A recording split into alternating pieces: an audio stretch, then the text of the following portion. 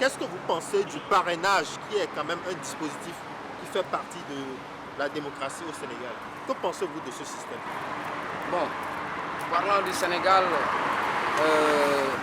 et concernant plus particulièrement le parrainage, je ne suis pas convaincu par ce système démocratique sénégalais parce que tout simplement on voit que la démocratie sénégalaise n'est pas en parfaite conformité avec la démocratie de manière générale. Donc parlant du parrainage, je pense que c'est carrément, on ne s'attendait pas à ça. Parce que tout simplement, les candidats que veulent les Sénégalais, l'État les empêche tout simplement de se présenter. Quel candidat par exemple? Par exemple, Ousmane Sonko. Nous sommes tous sonkistes en quelque sorte.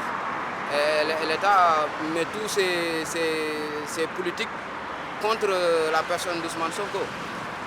Et donc nous ne sommes pas du tout convaincus par le système politique sénégalais. La démocratie sénégalaise, de manière générale, ne nous satisfait pas. Mais en fait, le principe à la base, c'était de permettre de limiter le nombre de candidatures. C'est vrai? Vous êtes opposé ou bien c'est le système de validation des parrainages qui ne vous convainc pas?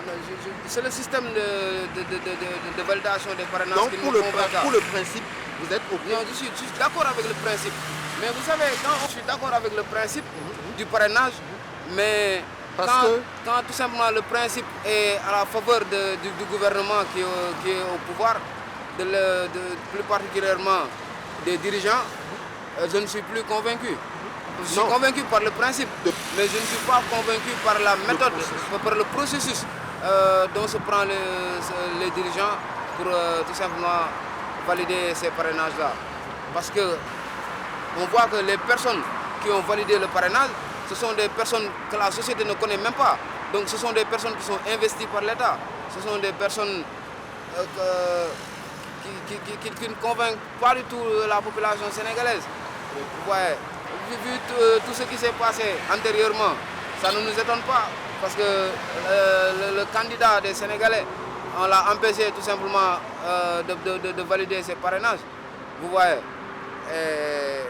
Qu'est-ce que toi tu penses du parrainage?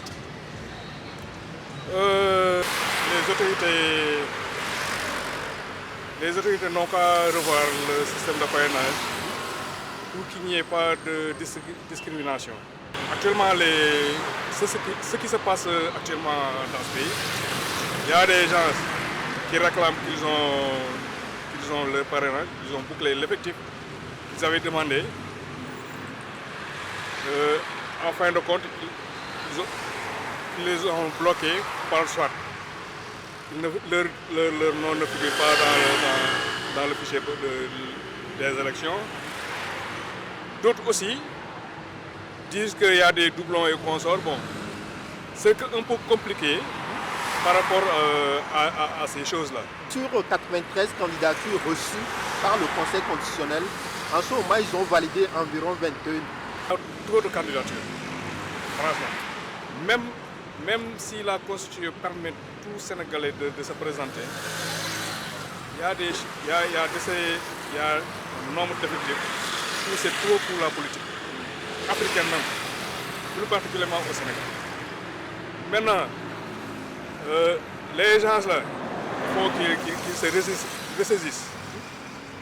Parce qu'on n'a pas besoin de beaucoup de candidats.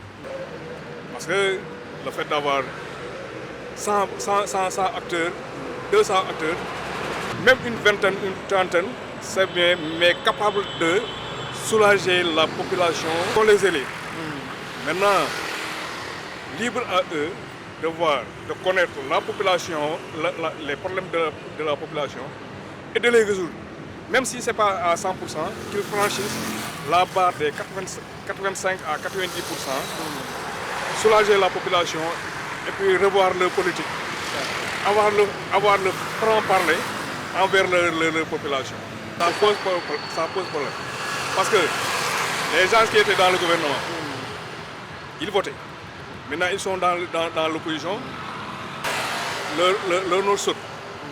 Maintenant, s'ils ont des contentieux entre eux, vraiment, ils n'ont qu'à épargner la population.